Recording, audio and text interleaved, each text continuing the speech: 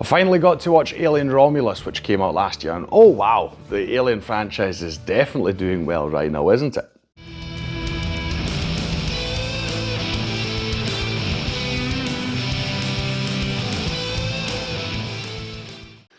Hi, my name's Stu and welcome to another review video on Flying Wiener. I was very excited to see this film. I actually really wanted to see it when it was out in cinemas last summer, just couldn't find the time to do so. I actually really regret it because I'm sure it must have looked amazing on a cinema screen. It looked brilliant enough even just on my computer screen. I've not got a small computer screen, but you know, it's obviously not TV sized, but I was really glued to it and I enjoyed the visuals a lot. Now, I am a fan of the Alien franchise. I have not seen absolutely every installment in it, or have I?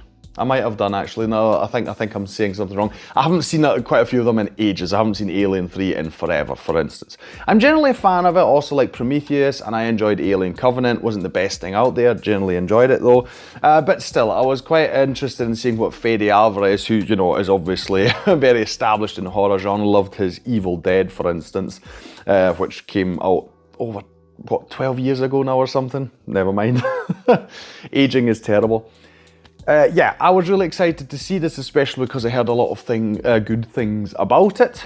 Yes, I am familiar with the Alien franchise. I enjoy it quite a lot. Yeah, let's maybe talk about the plot briefly before I give you my actual review.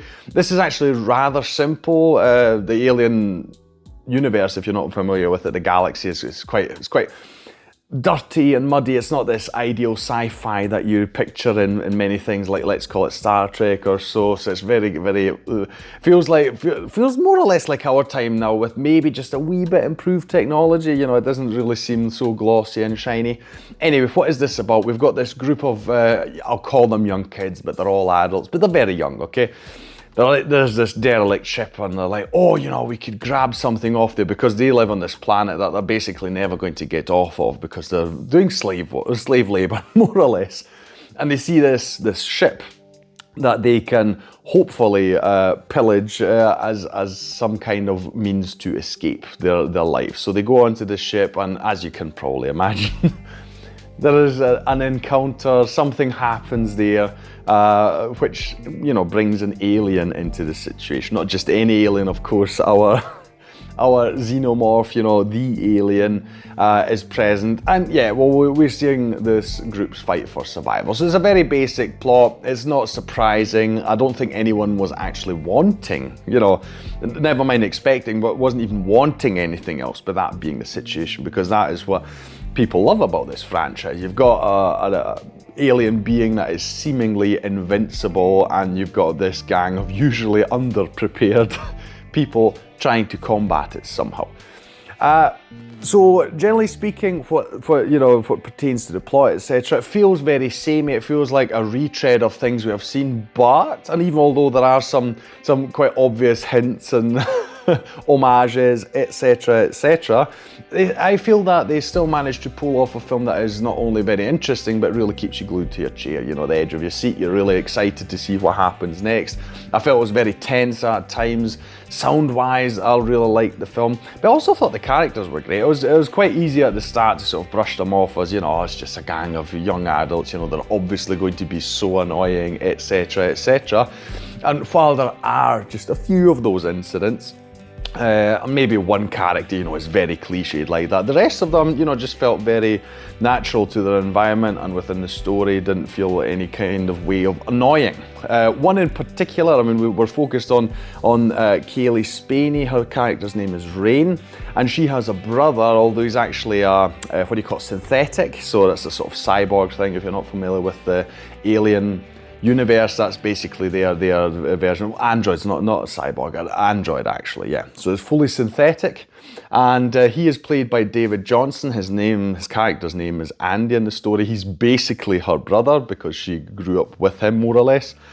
And I really enjoyed their dynamic. David Johnson, especially, his acting is incredible. Something happens in the film, I won't spoil it for you, but that changes his character, and that switch and how he performs it, that really sold the whole film for me, because I was just really amazed by his performance. Loved it from start to finish. So I like the dynamics within the group. All the alien stuff is pretty cool. We get a lot of gravity scenes that I also feel really cool. You know, there's a lot of that sort of sci-fi element in there. It doesn't just pertain to it being outside in space. So I enjoyed a lot of aspects here. We've got some CGI work that's a bit dodgy. Trying to bring back a character, I won't tell you who, that seemed a bit iffy, but they didn't overdo it, so I guess it was kind of fine on the whole. There's something that happens towards the end. I did know, I mean, no, when I say no, I did see comments when it came up, people like, the end is just insane and stuff like that. I expected, just the vibe I was getting from the comments, it was going to be this huge gore fest or something, because it really sounded like it. The action, the brutality would go over the top, the horror and everything. But it was actually really just the horror aspect. There's something towards the end that happens that really gives you, at least for me, it gave me shivers. It chills you to your bone. It's like, oh, it's such a horrible concept of what happens here. It's not gory. It's more of that sort of really primal stuff that really touches you on a level that's just so eerie, which I love with horror films, like what you have with Nosferatu. You know, when something, it's just sort of, I don't know, it's just something that's just so creepy and unusual, and yeah. That happens, or at least it happened to me in this film towards the end, and I loved it. So I thought it was a really good film, really impressive. It's a good horror film, it's a good alien film, it's a good sci-fi film. All these things, it combines really well. I would say, if you're not too squeamish, you know, I mean, obviously you have to like horror because Alien does get a bit intense at times. I say you should definitely go ahead and watch this if it's available. For me, I finally got to see it through Disney+, one of the big advantages of streaming services. I mean, I should actually get around to buying it as well because it was that good. I'm just saying, if you've got Disney+, it will probably be available to you worldwide, I should think. I mean, Fox is now part of Disney, so I think that should be the case.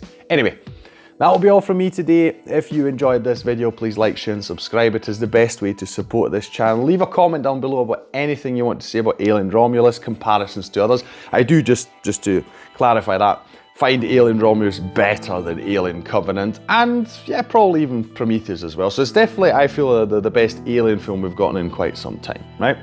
Just to say that. But anything you want to say about it and, you know, the franchise, etc., put that down in the comments below. I'll thank you for watching this video, and I'll see you in the next one on Flying Wiener. Take care. Bye.